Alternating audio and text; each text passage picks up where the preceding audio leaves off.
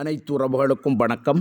நாம் இன்றைய பிடிஜபில் இருப்பது IPL 2025 ஆண்டு சுற்றுப் போட்டிகளை பொறுத்தவரையில் RCB மற்றும் KKR ஆகிய இரண்டு அணிகளுக்கு இடையிலே இரண்டு போட்டிகள் ஏற்பாடு செய்யப்பட்டிருக்கின்றது.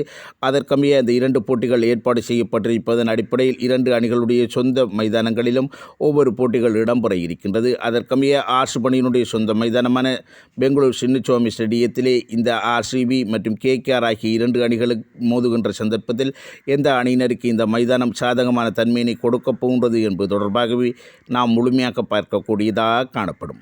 அதன் அடிப்படையில் பார்க்கின்ற சந்தர்ப்பத்தில் RCB அணியினை பொறுத்தவரையில் அவர்களுடைய சொந்த மைதானத்திலே இதுவரை 98 போட்டிகளிலே விளையாடி அதில் 48 போட்டிகளில் மட்டுமே வெற்றியினையும் 50 போட்டிகளில் தோல்வியினையும் தழுவியிருக்கின்றார்கள். இம்முறை IPL போட்டிகளிலே பங்கேற்கின்ற அனைத்து அணிகளுடனும் இந்த RCB அணியினை ஒப்பிடுகின்ற சந்தர்ப்பத்தில் தங்களுடைய சொந்த மைதானத்திலே மிக மோசமான வெற்றி சதவீதத்தினை வைத்திருக்கின்ற அணியாக இந்த RCB அணியினர் காணப்பட்டார்கள். அதன் அடிப்படையில் RCB அணியினருக்கு அவர்களுடைய சொந்த மைதானம் ஒரு சாதகம் இல்லாத ஒரு மைதானமாகவே காணப்பட்டது.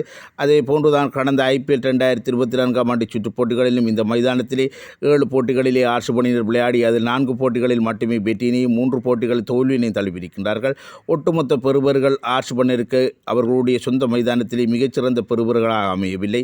இந்த சூழ்நிலையில் KKR அணியுடன் இம்முறை இந்த மைதானத்தில் ஒரு போட்டி இடம்பெற இருக்கின்றது. எனவே அதில் யாருக்கு சாதகத்தன்மை காணப்பட்டது என பார்க்கின்ற சந்தர்ப்பத்தில் இந்த மைதானத்திலே KKR மற்றும் RCB ஆகிய இரண்டு அணிகளும் ஒன்றுடன் ஒன்று 13 போட்டிகளிலே மோதியிருக்கின்றார்கள். அவ்வாறு விளையாடப்பட்ட 13 போட்டிகளிலே KKR அணியினர் 9 போட்டிகளில் வெற்றியினையும் RCB அணியினர் 4 போட்டிகளில் வெற்றியினை பெற்றிருப்பதன் அடிப்படையில் பார்க்கின்ற சந்தர்ப்பத்தில் RCB அணியினுடைய சொந்த மைதானத்தில் கூட RCB அணியிற்கு எதிராக மிகச்சிறந்த ஒரு வெற்றி சதவீதத்தினை வைத்திருப்பதன் அடிப்படையில் பார்க்கின்ற சந்தர்ப்பத்தில் இந்த மைதானத்திலே போட்டிகள் இடம்பெறுகின்ற சந்தர்ப்பத்தில் RCB அணியினருக்கு பாதகமாகவும் KKR அணியினருக்கு வெற்றி பெறக்கூடிய வாய்ப்புகள் அதிகளவாகவும் அமைந்திருப்பதன் அடிப்படையில் என்னை பொறுத்தவரையில் சின்னசுவாமி ஸ்டேடியத்திலே RCB அணியினருக்கு அவர்களுடைய சொந்த மைதானமாக இருந்தாலும் அது KKR அணியுடன் விளையாடுகின்ற சந்தர்ப்பத்தில் பாதகத்தன்மையினை கொடுத்திருக்கின்றது.